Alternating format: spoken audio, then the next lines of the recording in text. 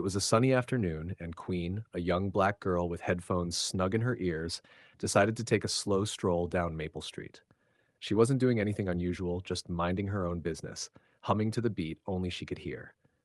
Across the road, Mr. Chris was pacing like a paranoid rooster, a wealthy man by luck, not brains. He had a habit of blaming anyone darker than his suntan lotion whenever life went wrong. That day, he suddenly clutched his wallet, convinced, without evidence, that his money was missing. His eyes darted around until they landed on Queen, innocent, calm, and unknowingly about to be dragged into his circus. You, stop right there, he bellowed, pointing a trembling finger at her like some discount movie cop. Queen pulled out her earbuds, blinking in confusion. Excuse me? She asked. But Chris was already stomping toward her, his face redder than expired tomatoes. Don't play dumb. I know you're kind. You must have stolen from me. His voice cracked, loud enough for passersby to whip out their phones faster than they would for a fireworks show. Queen raised her brows, half amused, half insulted. Sir, I've never even seen you before. Why would I want your money? Do you look like a walking ATM to me? Her sarcasm stung, but Chris puffed his chest like a balloon about to pop. People gathered, whispering, recording. The air shifted when an old man with a cane shuffled closer. He tilted his head, eyes sharp despite his years, and asked, And what exactly did this young lady do to deserve this embarrassment? Cameras zoomed in. Chris was cornered, but his pride wouldn't let him retreat. If you're enjoying this story so far, make sure to like and subscribe because this ride is only getting hotter. Chris sneered, his lips curling like spoiled milk. Old man, mind your business. This girl's a thief. I can smell it. He barked, clutching his wallet like he had just fought off a lion. The crowd gasped, some giggling at how ridiculous he sounded, others shaking their heads in disgust.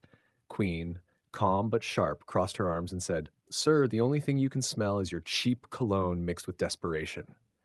The laughter that erupted was brutal, sharp, and loud enough to make Chris's face twitch. He wasn't used to being the punchline. Phones were raised higher, angles better, the whole street now a live studio audience. Queen didn't even flinch. She leaned in close enough for Chris to hear her whisper, Careful, all that shouting makes your wrinkles deeper. He jerked back, sputtering, See, disrespectful. That's what they all are. His voice cracked so badly it sounded like a teenager losing his voice.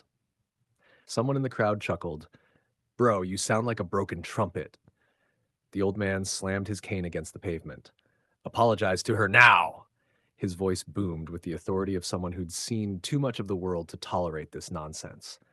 Chris laughed nervously, but the people weren't laughing with him. They were laughing at him.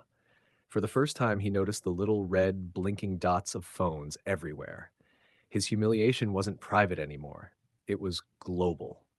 Queen tilted her head, smiling. Better apologize before you go viral for being the clown of the year.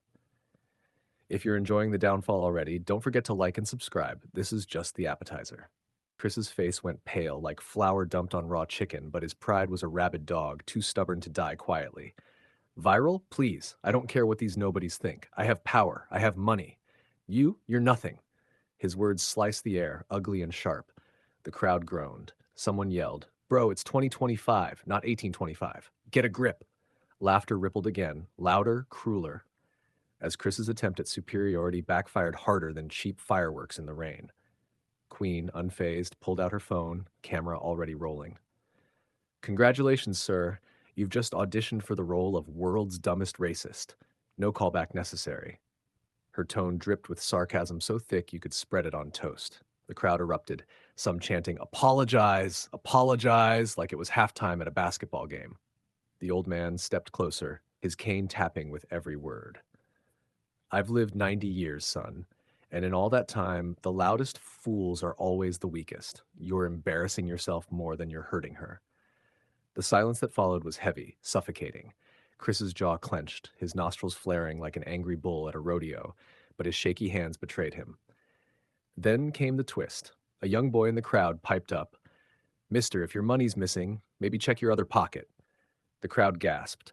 Chris froze. Slowly, awkwardly, he shoved his hand into his coat pocket, pulling out a wad of cash, crumpled but untouched. The silence shattered into hysterical laughter. Queen smirked, bowing theatrically. Ladies and gentlemen, the mystery is solved. The thief was his own stupidity. If this humiliation is hitting sweet, smash that like button and subscribe because the revenge train hasn't even reached full speed yet. The street was chaos, pure comedy theater, with Chris standing frozen like a bad statue while the crowd doubled over in laughter. His face turned shades of purple that Crayola hadn't invented yet. One woman shouted, "Check his shoes next." Maybe he stuffed his brain in there too. Even the old man chuckled, shaking his head. Chris tried to bark back, but every word drowned under the chorus of mocking voices. Queen, tall and unbothered, raised her phone higher, live streaming every second. Thousands of comments poured in instantly. "This man is cooked. Somebody call 911. He's overdosing on his own racism." Chris swung his arm wildly, trying to snatch her phone. Wrong move. He tripped over the old man's cane, sprawling onto the sidewalk like a sack of spoiled potatoes. The camera zoomed in, suit stained, pride shattered, ego leaking faster than a punctured tire.